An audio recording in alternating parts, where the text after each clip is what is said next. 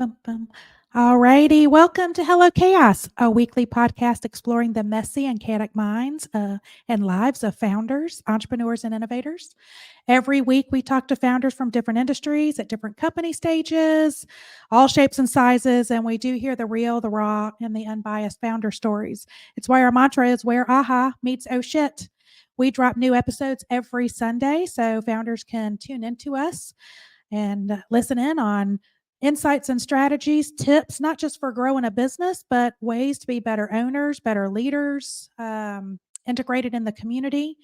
More. HelloCast is one of the many resources brought to you by OrangeWIP. That is OrangeWIP, WIP for work in progress.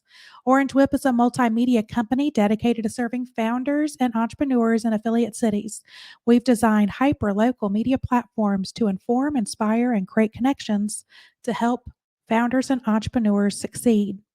Our innovative digital zines are an all-in-one content hub with fresh and engaging stories, curated local calendars, and local dynamic roadmaps to help founders navigate their local entrepreneurial ecosystems. We've done the hard work for founders, so they just need to go to one trusted place in their local market to find all the information they need. My name is Jennifer Sutton. My friends and family call me JJ. I'm the founder of OrangeWIP and your host today. And this is going to be an unusual episode. I am very excited to have Ebony Sullivan, who is the COO of Cassy Electric. Now, Ebony was on our show on episode 44. So if you want to hear about her founder journey and her entrepreneurial journey, she's got a great story, especially on anyone that has to take over second generation and scale an existing business. And that's what she's done. She took over her mom's electrical contractor business, who kind of treated it as like most tradesmen. It was very a solopreneur. And what was going to happen when Ebony's mom, Miss Cassy, was going to, ready to retire, there was no next generation. So Ebony took over the business and has literally, what 3x? Yeah. In 3 years. Yep. You were on a rapid, scaling, but you're pretty much running it. I know you're COO, but you're really, Yeah. and we talked about, so if you want to hear some stories around that, that's episode 44. Ebony and we talk about it of like, her husband, her family works for her. She's got to deal with mom privilege, Yeah. and transitioning mom to what's next. And you've got to deal with husband privilege, dealing with your husband that works for you. And we share that in common. And those are some challenges that we all face. And so that is some realness. And and I don't know if we don't, like you and I have talked offline a lot about, especially that subject of like dealing with family, dealing with those entitlement privilege kind of tone, but it's like at the end of the day, we got to run the business. Amen. That's it. And we're trying to grow it.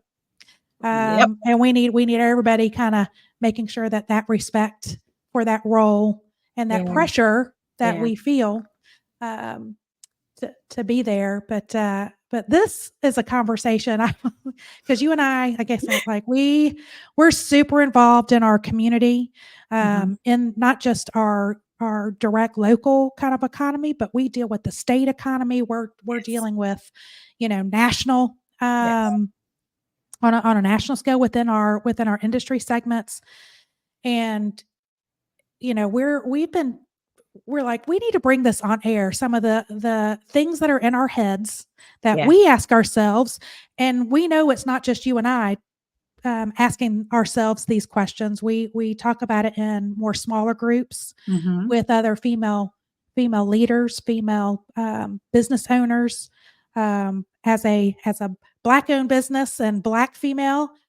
Doing business. I'm a white female, white-owned, and women-owned business, but we share a lot of commonalities, and we're frustrated. Yeah, that's a nice way. That's a real nice way to put it. And especially in the dialogue and the discussions that is happening on a national scale, how is that impacting us? Right. as how are we showing up in our business? How are we being seen in the business Mhm. community with these layers of conversations that are going on Yeah. that are gender bias and Yes. there's racial bias and happening. And it's, Mm. people are like, well, that doesn't really apply to business. They're like, Yes, oh, it yes, does. it does. So, you and I come from, we're active in the chamber, in our chamber organizations, local, state, regional, and Mhm. you hear this a lot, and very involved in economic development, right? Yes. Mhm. Organizations. We hear the quote, rising tide lifts all boats. The Yeah. JFK quote, suggests that investing in economic development can Mhm. benefit everyone who participates in the economy. Mhm. Mhm. And so a lot of folks, when they talk about the economic development or, is it economic mobility? I think one of the phrases we hear is economic inclusion is, Mm. we've seen that transition, Mhm. that conversation. What does that mean? Like, I know what it means. Yeah. I We like, know what it's I supposed to mean. I know what it's supposed to mean. Yeah. I think that's the thing. It's like, to keep it on a high note and stay positive, we know that the intentions of these terms are positive, right? Like they're Right, meant to be a positive, and inclusive outcomes. But by the time they trickle down into real time, that's not exactly what's happening. right. That's not the narrative. Of course, the narrative is always inclusivity and it's to include everyone. But I like this saying. I actually said it to my son the other day. It's like, you kiss me on the lips, then slap me in the face, right? So it's like Right. you are telling me that you love me and you want all these great things for us, but then your actions don't Mm, align with that, right? right, And that's how I see this inclusivity, this whole economic rebirth of how do we make sure everybody is being lifted up, and that it sounds good. And right, I'm sure the intentionality behind that is positive. However, the execution of that is not what's really happening with boots on the ground. right, Everything that we say that is related to inclusivity is now a dirty word. We right. thought that was a positive to be a woman because, hey, we need support. We thought it was positive to be a minority Black person in here doing business. Yeah, we Right, need that support. But essentially, nobody really respects that. right. And it's supposed to be the intent is for economic mobility, Hmm. generational wealth. Yeah. And when you look at the rising tide lifts all boats, there Hmm. was another, I think Warren Buffett said, but when the tide goes out, Mm. you see who's naked. Yep. Who's left And back it at the shore, right? who's left naked in the storm, and it really exposes, who isn't stable, secure, and it Mhm. is the majority of that is minority and women, Yeah. but the disadvantaged communities, right? Mhm, mhm. And so, part of the, economic development strategies that you see in almost every community, not just ours. This is not a, our local Right. conversation. This is a national, but every market is Mhm, how do we build a more stable local economy?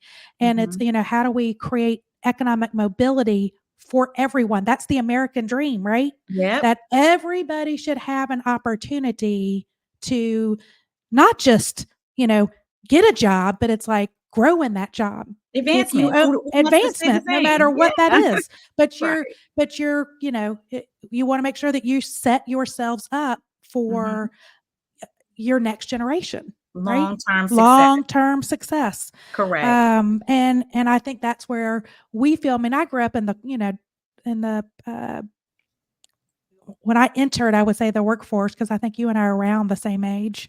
Uh, I was always like the token female on the team. Like I was the Mhm. first manager, director, whatever. And it was like, all right, that was kind of the joke. Oh, I'm the token female. And Yeah. I know you have felt that of like the Oh, yeah. double. You're the I've been token the only token. one, You right? you Been the check two only Black boxes. woman. Yeah. in so many environments, Right. I've been the only one, the only female, Black female, the only African American, period, on some teams that I've worked with. And, you know, that should be that should be felt as if it's a privilege, but it's actually a burden. Right. It's Oh, a lot of pressure on an individual to be the only one. It should not be that mm-mm. where there's only one of us here representing a whole group of people. That's right. That's just not the way that I believe that it's intended to be, because on that individual who has to carry that burden, you do carry the weight of the world. You carry, like, I've got to make sure I dot all my I's and cross all my T's, that I leave no room for error, because I Right. might be the last one, right? That's right. Like, I can't be the last one. I got to set the Right. stage for Or, all the or, others to come. or just like, we as females, we have to work extra hard. We have to Oh, be yeah. like, our stuff has to be almost perfect, or Mhm. you get the um you lose that trust almost immediately, right? Immediately. Or you can't even build it. Like, you're not even able to get into the room and leave the room in a positive way. If I you, mean, you gotta even be on a standard of vulnerability as a yeah, woman, right? To even be seen. I almost have to be the damsel in distress for them to even really see us clearly. Like I need your help. Not that you should want to just help me. Don't get me wrong. There's some really great people out here who right, did it, but they're the anomaly, right? They're the majority is more or less like, yeah, you're the afterthought instead of that being the other way around, that's right, And so there's so many times where you just feel all this pressure already, right, to show up as a woman.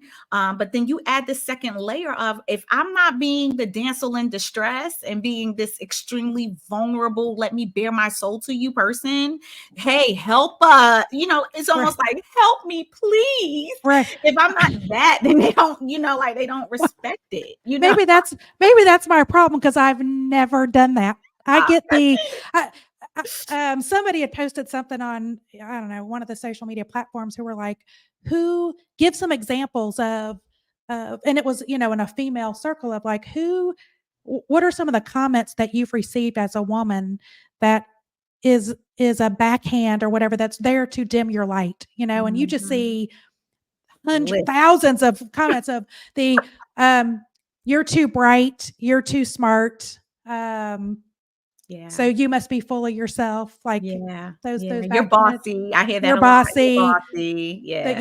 you're too assertive, You're too too aggressive. aggressive. Mhm. I was looking like, you're gonna love this. So someone, in my experience, some of the quotes that I have received, or I would say the comments that I've received from men, who were trying to give me a compliment, right? And they were like, "You, you just," I mean, like, um, you, you just need to focus on being a CEO and just be in your business, but you need to find probably a man to run your business.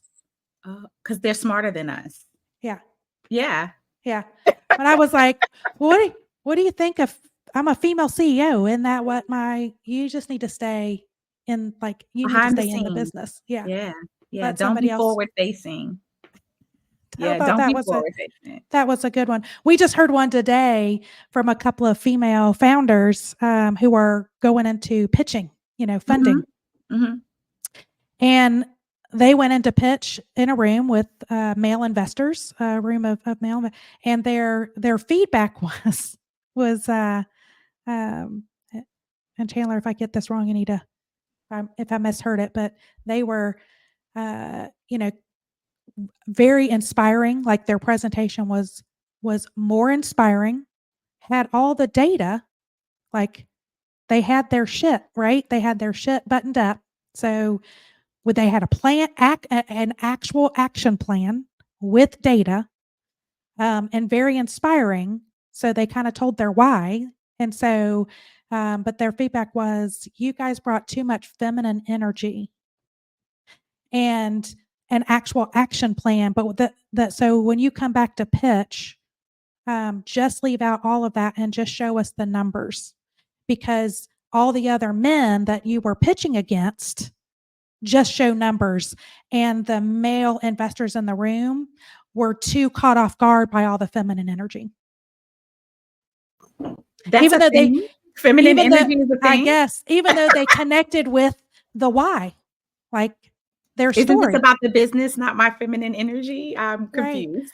So that was so that but we've heard that. I mean, I've heard that from female founders of like, I go into a room to pitch and I can see here I've got a concept that is, very much for like women, and like a women's cocktail, or something that's like a low uh alcohol level, or if like, or female shoes, like concepts. And they're like, I walk in a room and it's investors of 30, 50 plus year olds, and they can't even relate.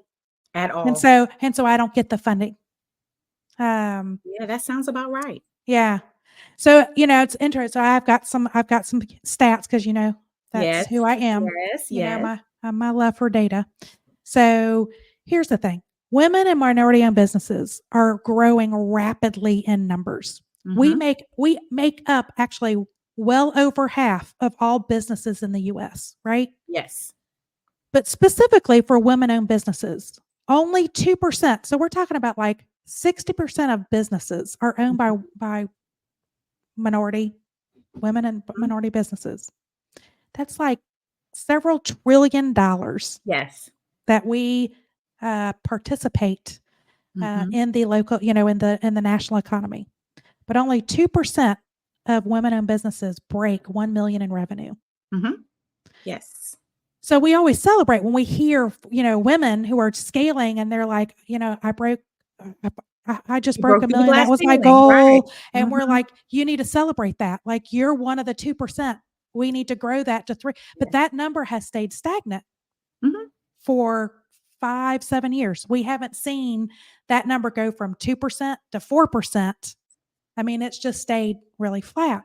And Yeah. it's because we're growing the pool, but we're not breaking that 1 million mark.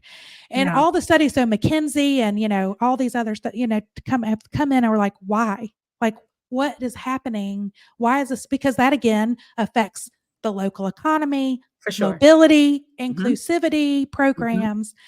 And it's and studies, so there's a lot of gender biases of Yes. women get overlooked Mhm. for doing business, lack of resources, or lack of knowledge of Mhm. resources, which we know that from. Yep. I mean, it's why OrangeWIP is in existence. Yeah. It's literally because people think there's one or two resources in their local community, and there's usually like 60, 70, or 80. The Lot. larger the market, it's like, go to Austin, there's 400 or 500. Yeah. I mean, there's Yeah. so many resources that people aren't aware of. Mhm.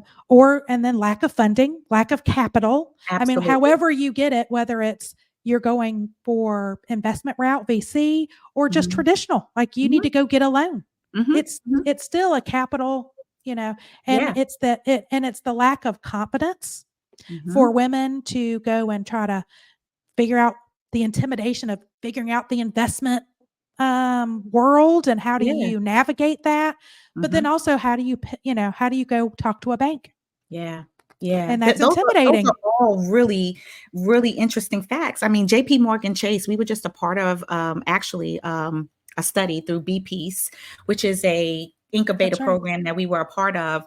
And I just posted something on LinkedIn about a month or so ago that where they BP's followed up with an article to JP Morgan Chase and pointed out and highlighted our company as a minority woman-owned company that has broken through that $1 million Mhm. mark, and we are successfully growing our business to be a part of the 2%. But every quarter or so, they send out a study or a survey asking Mhm. what are the challenges of our business. And every single time, year after year, our same response is funding. Yeah. It's how do you grow a business without financial support? I talk about it all the time, where people we don't have a dear Aunt Sally to write a check, Right. right? So this free money that you use to be able to seed your business, it doesn't exist. No.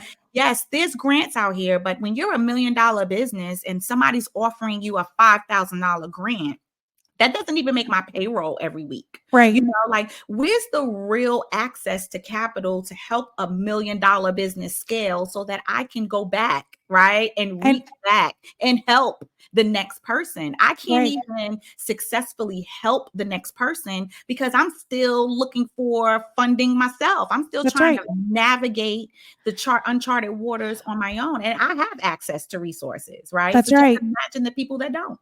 That's right. And, for our listeners that, the BPs, talk about that, because I know why you went to that, because you were like, okay, I went to several banks to look for a loan. And you were like, the SBA requirements were every bank had a different process, different requirements. And I've heard that from several business owners, especially, female, but they're like, it's very difficult to navigate. Yes, it is. And unless you come from the financial industry, you don't even know what questions to ask. I mean, it's the same thing of like marketing. People don't know what questions to ask, so then they hire wrong. And I think the financial industry is very much the same, but there's no consistency. Like SBA nationally needs to make the same, like, I don't care if you're this bank or this bank or this bank, it should be the same. And so I know that was like a journey you had to go through, and you were like, and then that's why you went to BPs, because they helped you figure out how to go in and how to get your money, how to pitch for your money, how to tell my story, how to pitch for money. And even with that, we needed help. I mean, even with having the help through the BP's program, which in turn connected me with a finance individual who was a volunteer. They called them philanthropists.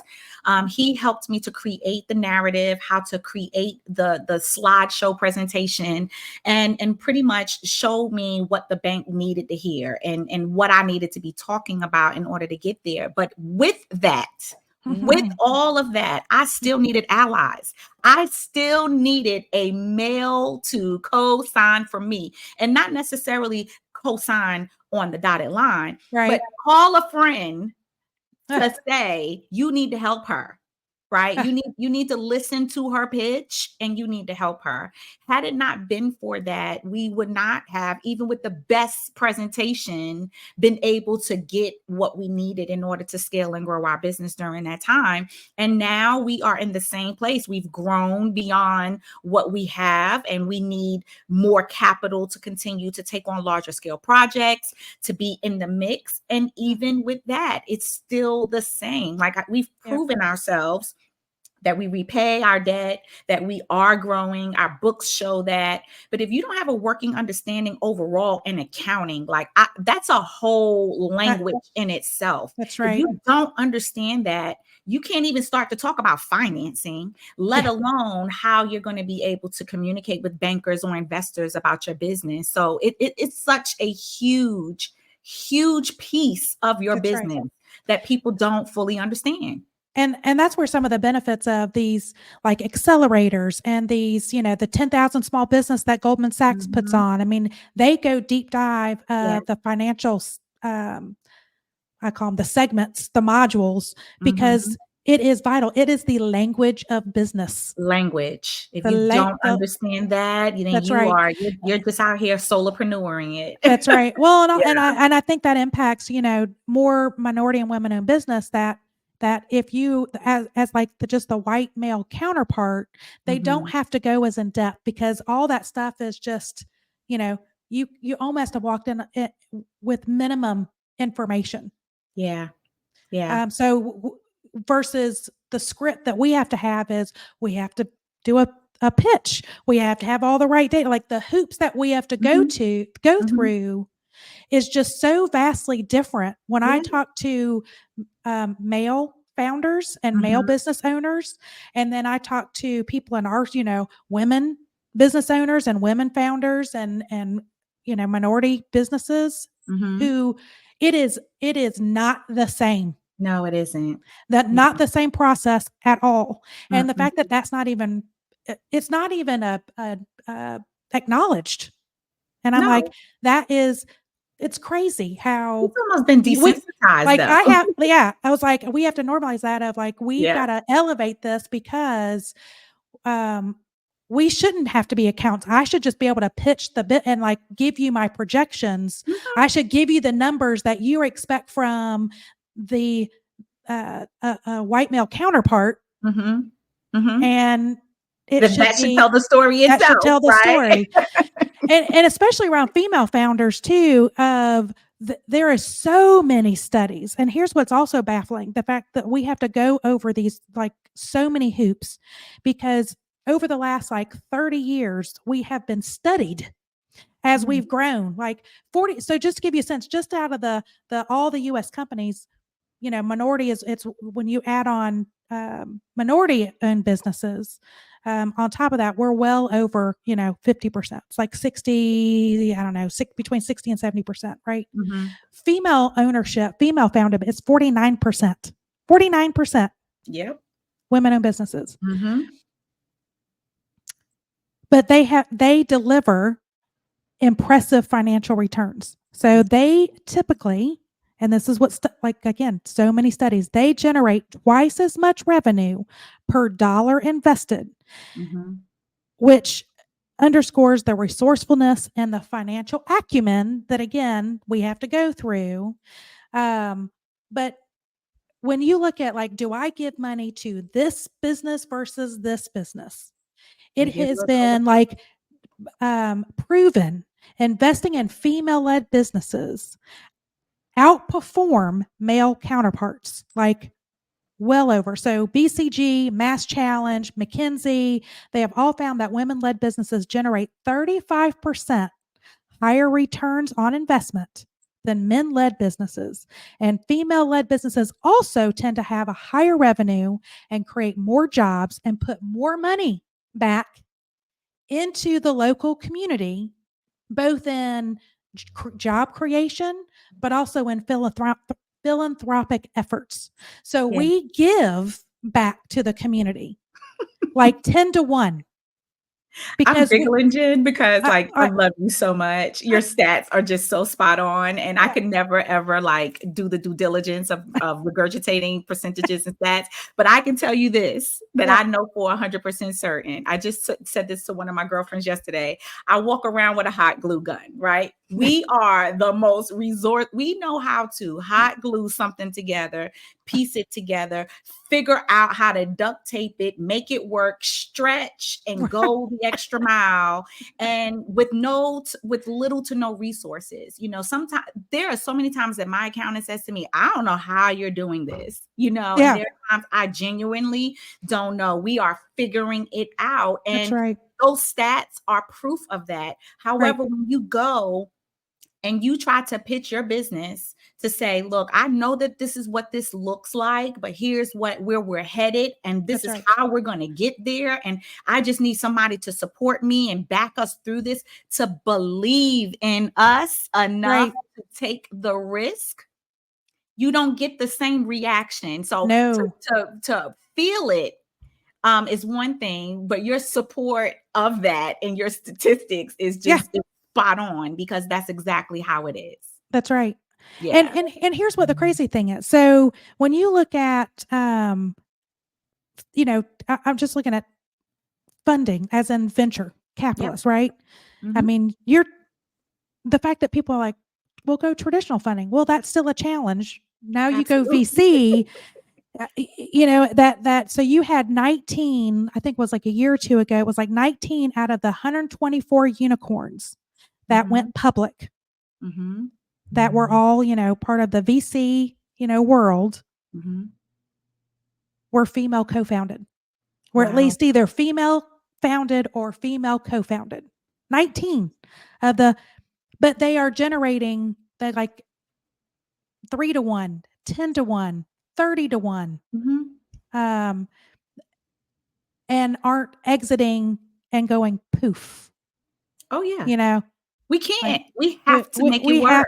we have to make it work. We have to make it work. I don't know what else would we do. I think Right. about that even with us. This has been such a hard year economically, right? Like even Oh, to scale, to grow, to even maintain. yeah, Everybody has had to be very creative in how to manage this unnormal, unusual, unprecedented year. that's right. However, like we don't have any other option but to keep going. Like you That's can't right. We'll figure it out. we We'll can't be just say poof and I'll start a new I know. thing next month, That's So right. like we don't have that option. We have to figure We out have to do how it. to make it work. Because, here's some other fun stats. You'll love this to, champion on, so female founded. So last year, female founded startups received 2% of all VC dollars.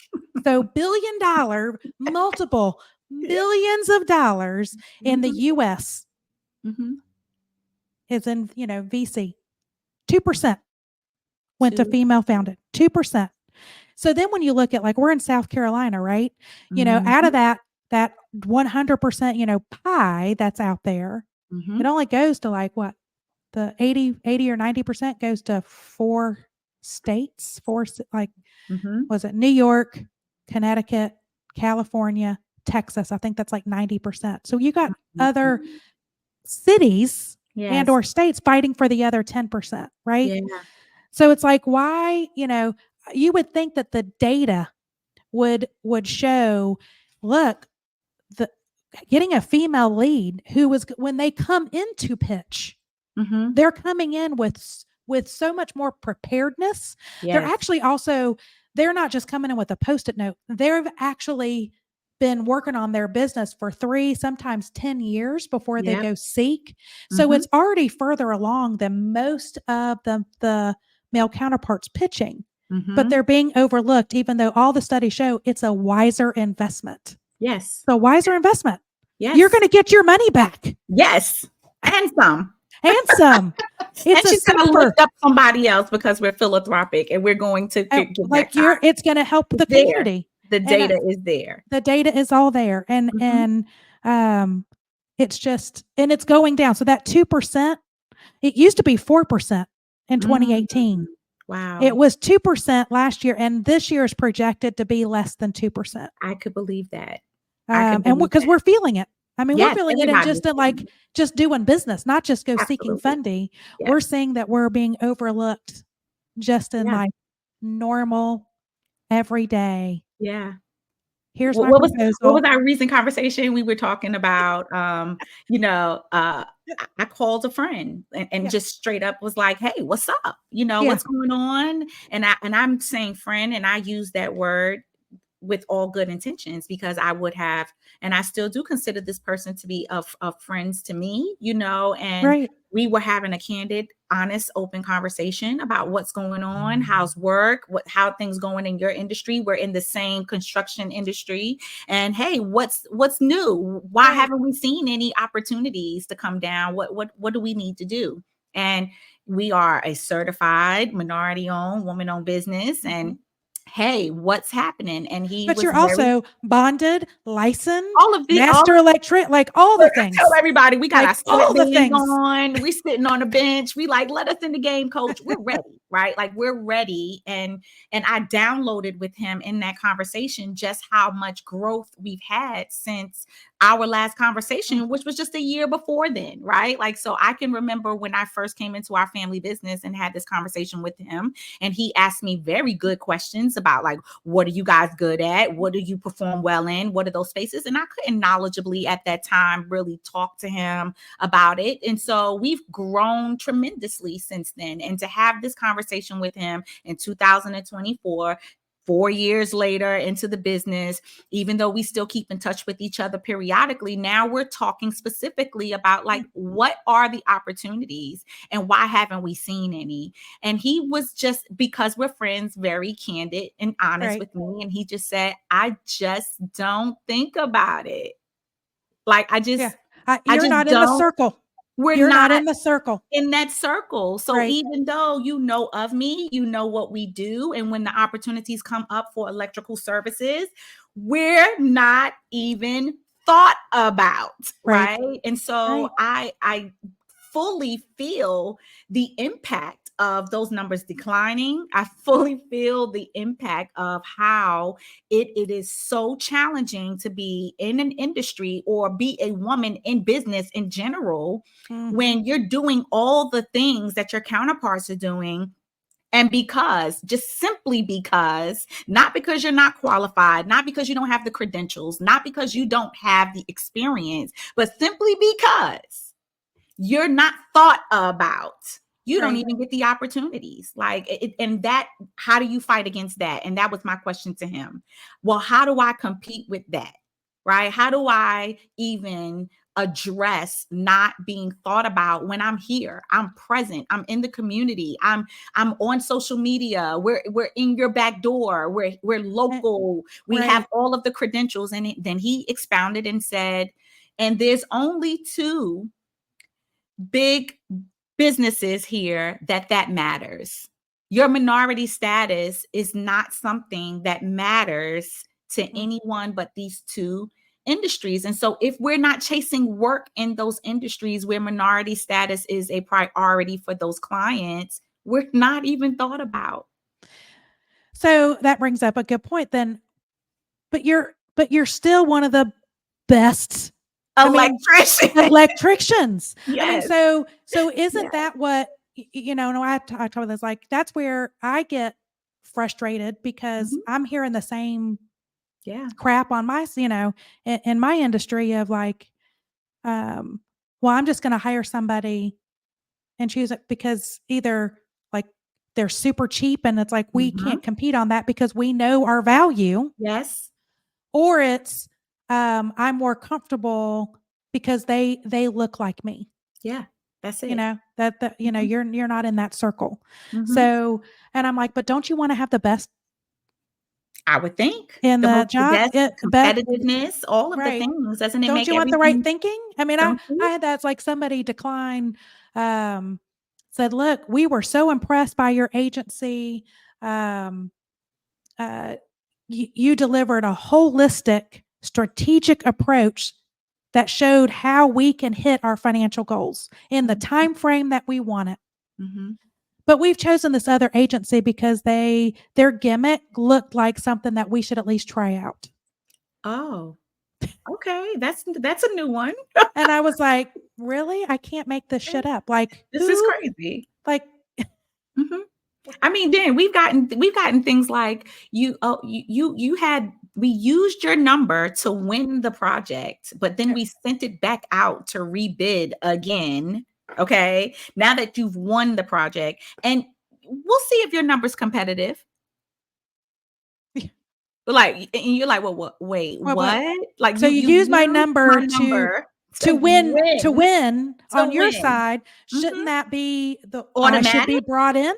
And you would think, but we sent it back out to rebid. Now that we've won and acquired the job, we're going to rebid it out and see if you're still competitive. Like, how do you even make this stuff up? How do they even come up with it? And it's very and it's like they're saying it out loud. Very much out loud, and in writing. Sometimes. In writing, that's what it's like. I got the email, and I was like, I forwarded it to one of our media teams. I was like, I can't make this up. He was like, wait a minute, we're not being selected, because we provided the most comprehensive, holistic, strategic approach. And that's not enough. That's not enough. That is. And then, I think, Jen, too, that what it really makes me think of, I was in therapy this week, talking to my therapist about this, because what I don't think that people fully understand, especially like to all of our women listeners, that brings up such a level of insecurity amongst women, because now we're dealing with this imposter syndrome. Am I enough? Right. Is my number? Did I work hard enough? Did I do everything right? Did I dot all my I's and cross all my T's? Did I? Am I? And like, and just to give all of us peace of mind, like, you are enough. We are enough. We are doing everything that we are supposed to. The data is validating that, right? Right. The data is not lying to us. It is telling us that we are enough. We're doing it right. We have proven track records of success. It is nothing to do with us at this Right. point. And so I don't know how we fix the mindset of people to be inclusive when Right. that is supposed to be the narrative, right? Like that goes back to what we said from the very beginning and opening of the show is that's why it's a kiss on the lips and a slap in the face Mhm. is because you are encouraging me to do all the right things only to remind me that I was not even thinking about you. Right. Well, and that reminds me of like, we're getting hit by WeBank, which is the national organization that certifies Mhm, women-owned businesses. mhm, mhm. Um, we're getting hit by, several chambers across the states. This is our Yep, renewal it's time. renewal time. Invest in the chambers, and we're getting hit by. You need to be, the women professional associate. Now I'm going, what are you doing to help me? What are you Mhm, doing to curb and get these conversations in the open that mhm, help benefit me? Like, mhm. you're having your organizations on my website or being in your directories, or like we said, going to these diversity supplier I mean, we're getting flooded with take off a day and go and it's a This free event. conference, this It's conference, this yeah. conference, this conference. Okay, pay to this conference. You can mingle with all these network with all these companies that want to do business with you. I'm like, no, they don't. No, they don't. They don't want No, to they do don't. business with us. They Mm-mm. will just want us to be filled their directory Mhm, mhm. to They check. box checking. It's a That's it. checkbox Yeah. because I don't see any output. We've been a part of we've been certified since 2018. Mhm. I have gone to these national conferences. We had to spend, hours, hours of like after, the follow up after the conference of putting ourselves in these 150 corporations that attended these, the WeBank conferences or the WPOs or Yep. or going to um, these, BMW supplier conference, Cox supplier conference, Milliken supplier Prisma, Floor. I mean, you name it. We're like, or the city of Charleston, or the city of Greenville, or the city of Charlotte, Atlanta. Yep. I mean, we've spent 5 going to all these conferences, and we come back, and it's like I don't think they realize the amount of time of okay, it just doesn't automatically get us Databases, in no. these databases. No. And they don't talk like in the state of South Carolina, there is a state registry Yep. business directory, but Mhm. none of the cities and the municipalities tap into it. So they They all have have their their own. own.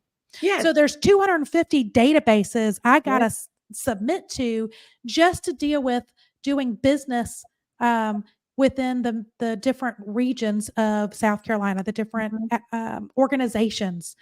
That's just on the government, the public side. Yeah. But going to these conferences, these WeBanks, that gets us into, all these, 150, 300, 500 corporations that National say, corporations. we want to support the minority and women owned um, businesses. Mhm.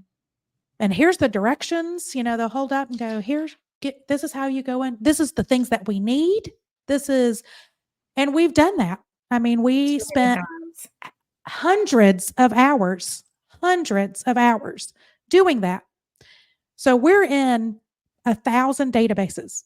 Yeah. And you probably get overwhelmed with new opportunities No, flooding your inbox. no, Yeah, uh-uh, I do, no, but they don't mean anything. no, I do not. They just I'll tell disappear. you. I'll tell you only on the government side. Like we'll get. Do you Yeah. want to bid on this website? But the RFP is so poorly written. Yep.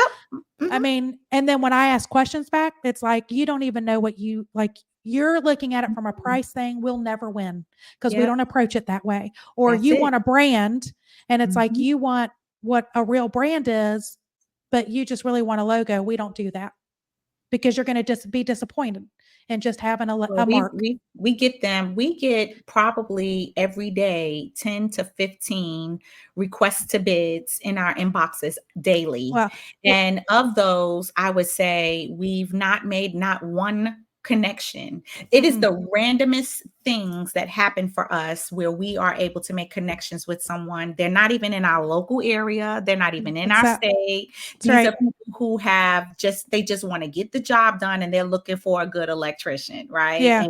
And that's how it had nothing to do with my minority status. It Nope. has nothing to do with me being local and a friend Nope. and we served in the same communities or we sit Nope. on a board That's right. together or I'm in a database. It's been none of those things Nope. that has It has produced fruit been for us. no, it's been us like fishing and nurturing Yep. who we want to go work with.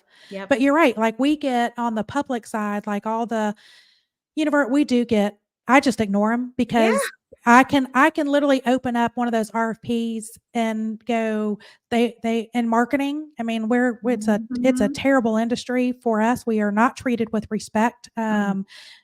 To submit, you need to do free work. Send us spec work, send us a media plan, send us your recommendations, send us creative. How would you approach this?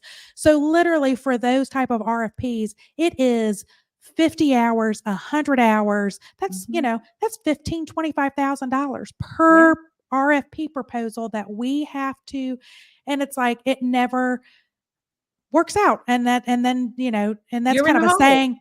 And that's a saying in our industry of, unless you've helped write that marketing RFP, don't respond to it because somebody did.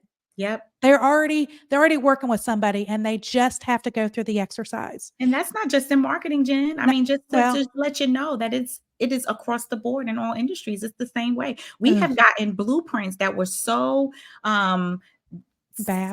so bad that we were like, what exactly do you want? What are you asking of the electrician? And we found out quickly that it was not even about that. They just had to post it. The job was already It was given already away awarded. to Yeah. somebody, and they just haven't made that public knowledge just yet, but they take you through a song and dance. And while we may not spend tens of thousands of dollars on bids, you're talking about blueprints that we Oh, need to print. We're spending hours taking off and counting. We're all of this. I'm having to cover the cost of for a that's right.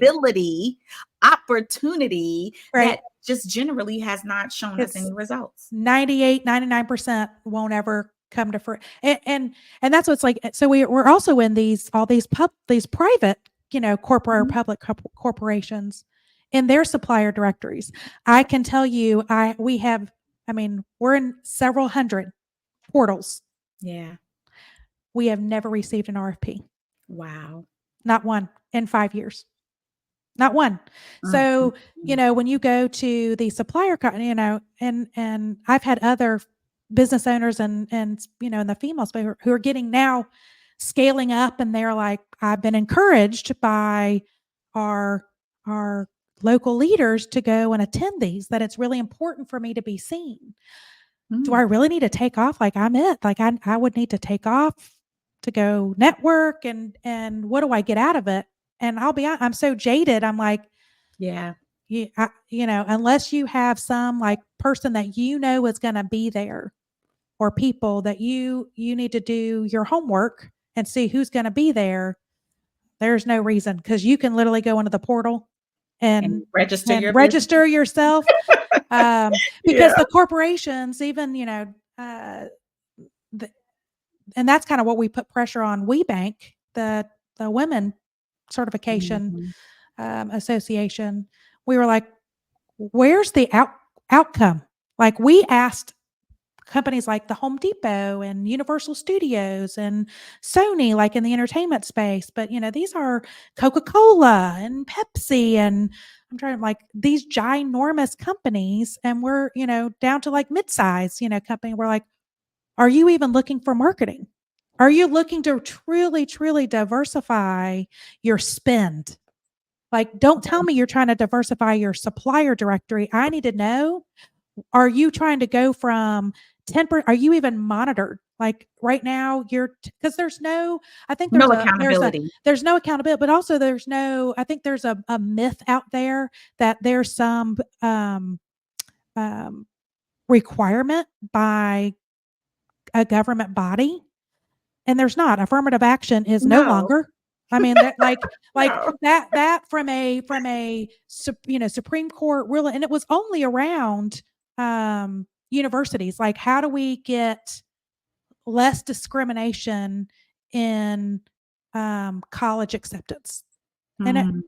you Yeah, know, it started and out that's that what it way. was. That's how it started out. They Yeah. overturned it, so that's no Mhm. longer. Mhm. If corporations kind of picked up on it, I mean, from the corporations that had put affirmative action in place, there was no, it became a negative of like, oh, I'm going to lose my job. And all it did from a corporation, and again, there are a ton of studies, people, Mhm. so go and do your homework. Do your But homework. there's no, all studies that have shown, any company that truly put affirmative action programs in place, it just helped them diversify their hiring pool. Mhm. That before they just it got more people for them to look at, but it Oh, didn't yeah. necessarily equate to somebody's gonna I'm gonna overlook a a uh, a minority candidate.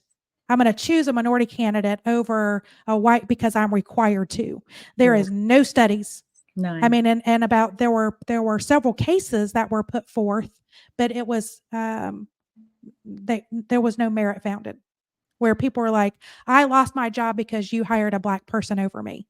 Yeah, because and if you dig deeper into affirmative action, you'll also study that you'll also find that affirmative action was most beneficial to white women than I it was was gonna say to any minority. I that. mean, Yeah, really that was to help open up the door for white women to be able to actually compete and be that's right. eligible to compete in a space where it was predominantly white men. And so in terms of affirmative action being connected to some form of diversification of a candidate pool, it really Mhm. did nothing for minority Black women or men. No, it It's didn't. been used, it's been weaponized, That's right, right. to make people believe that that is a part of a tactic for Blacks to take away jobs and opportunities from others. It's a scare tactic, but the reality of it is we have It, not benefited from that no. as the majority. And as we talk, that was another term. Was like, when did affirmative act? I mean, it's a bad term. Like, it is a dirty word Mhm, now, and mhm, you're right. It has been weaponized, but I don't think people used it as, oh, this is a race based program, and mhm. it wasn't. It's a blanket term for a Yes, variety of programs that yes. aimed at reducing discrimination in Mhm. education, Yep. reducing discrimination in employment, and in Mhm. government contracting. Right? That Absolutely. was and doing business with others, and you know I think it has turned to weaponize and focus on race, Mhm. even though gender representation, it should be used to Yes, go help us with gender equality, right. um, which I'm going to talk about another dirty word that has, and I Yes, don't get it, but yeah. gender equality should be a positive thing. Should be. Racial equality should be a positive thing, and those are weaponized Mhm. terms. Yeah. And you're right. Studies have shown that white women benefited the most from Mhm. affirmative action programs, specifically higher education, because that's Mhm. what affirmative action kind of Was intended to was be for, intended to right? be. But women Yeah, surpassed men in earning 4-year degrees, while Black and Latino students are still vastly underrepresented. exactly. But it's the race-based affirmative action that draws the most Mhm. controversy, Mhm. and here's the thing, even though white women benefited, white women are the loudest. And that's why I told you, I'm like, I've had some conversations that Yeah. I get in heated discussions Oh, I'm sure. I mean, that's just with the same with with DEI, and that DEI, and I don't, and I'm like, I don't get it, guys. Like, and usually it leads to like the DEI. Why is that a bad word? I mean, we're hearing that yeah, on the national, yes, theater yes. of our, Kamala Harris as a DEI hire, and it's like that shouldn't Mhm. even. But we're hearing that like that started happening. The noise of annual reports Mhm. and strategic plans are coming out from corporations who were like, yeah, don't use DEI. Yeah. in Don't our use don't DEI. use the word. It's a trigger word. Mhm. And I'm like, but McKinsey did a huge study that showed companies with robust DEI programs that weren't just checking the box, that actually used diversity supplier Mhm. directories, that actually diversified their vendor pool, Mhm. created more inclusive internal programs, had Mhm. healthier cultures, Yep. were actually better off financially, and were showing their revenues were Mhm. growing at a more rapid pace with higher margins Oh, and a yeah, happier, more satisfied employee, staffing. for sure. So, so if that is all, like, when did that become a bad thing? Like, Uh, like, Great question. I don't know if like, we ever find the answer. like, You got all the facts. You got all why the is that data. bad? You Like, got all the data. I know. But I don't it's get it. not about data. That's the thing. And it's probably never going to make sense to us because we know that there are people out here operating out of their feelings, not out of fact-based study, not out of Yeah, this is the right thing to do. Yeah, there are some really great people out here who get it. And that's why right. their companies are thriving and growing and they're successful. And then there are companies out there who don't. And the ones who don't, they will eventually become very stagnant because, as you can tell, the population, there's people that are dying off. Right. You've got to make new friends, Right. or Right.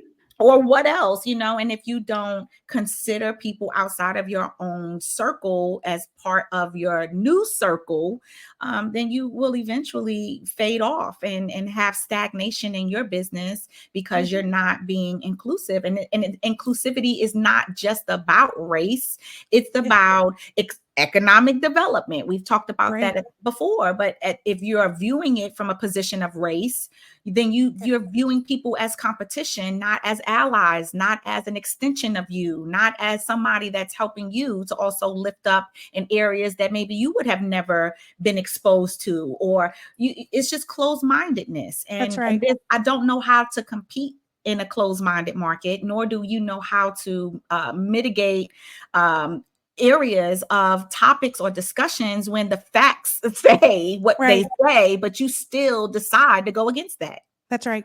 And I think it's very fear-based of, Absolutely. it's like when you think of affirmative action and inclusivity, DEI, our friend Nika, I think, always described it so eloquently of what's the difference between diversity and inclusivity.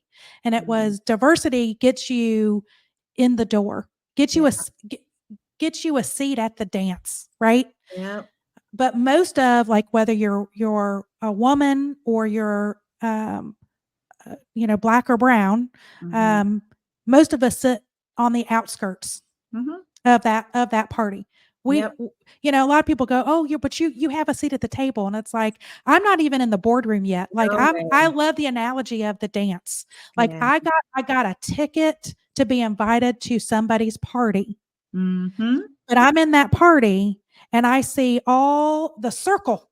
Yep. The people that I wanna be a part of is in the Mhm. circle, and I'm sitting at the I'm hugging the wall. Yep.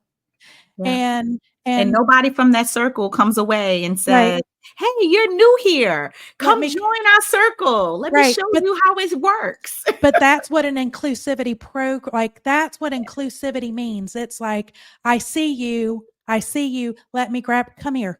Mhm. Let's dance. Mhm. Now Or you're a you part. become the one and only, and that's the Right, side that we talked about earlier as well, right. right? So they grab my hand, they're gonna lift me up, and now I have the pressure of the entire minority woman-owned business on my shoulder because I'm the only one in that That's circle, right? And right. now I've got the pressure to have to be successful because, hey, if I screw it up, I'm screwing it up for For every other woman that's everybody. behind me, every minority that's behind me. They'll That's never right. get another opportunity if I screw it up. Could you imagine the pressure, right? The Oh, pressure yeah. that puts on that one and only token person. And so that's why inclusivity is equally even more important is that there's multiple of us at this table, that we Right. have allies and people who understand that same pressure that we're under, and we're in this together, and that That's right. we're going to make sure we lift you up because we understand that your success is our success, right? That That's is what right. inclusivity is about. Right. Any lasting thoughts, Ebony? Did we cover all of our, like, I know we could go on for Yeah. a long time, Yeah, we got a lot of things covered in this but we talked a conversation. lot about dirty words and such. Yeah. Where can people reach you to Oh, connect and do business with you? yay, yes. Well, I'm all over social media, Ebony Sullivan. I am the real Ebony Sullivan. So there's some others out there, There's- but we love them too. But That's I'm right. Ebony Sullivan. I'm with Cassy Electric. We are CassyElectric.com. I'm on LinkedIn. I'm on Facebook. Our company has social media. Cassy Electric is everywhere. We do residential and commercial electrical contracting. Would love the opportunity to work with any of our listeners. And I am reached at 864-735-8882. That's our direct number to get You're in putting contact. in your phone number. Oh, Call me, baby. You might get Bianca instead of Ebony, but it's the right company. That's right. Well, this was fantastic. I think we're going to split this up. We're going to split it up in a couple episodes, but yeah, we're going to do it after. Yeah. Thanks for hanging out, Ebony. Thank you for inviting me. This was a good convo. I know you love my data. Yes, I love your data. My nerd out. It just validates the feelings that we're all feeling. Like you're just saying, yes, girl, that's right. You're feeling that's right. And this is why. This is why. And there's a lot of others that are feeling it too. Yes. You're not alone. Together. We're in this together. Let's build the ecosystem, girl. We can do it. Ecosystem. Let's do it. All right. For everyone listening or watching us live, thank you for joining us. This podcast episode will be published this coming Sunday, actually the next 2 Sundays, because we're going to break this up into 2 episodes, because this was fantastic and I don't want to lose anything. So subscribe to Hello Chaos, like and comment. You could do us a huge favor just by doing that. Help us grow and build a more connected entrepreneurial community.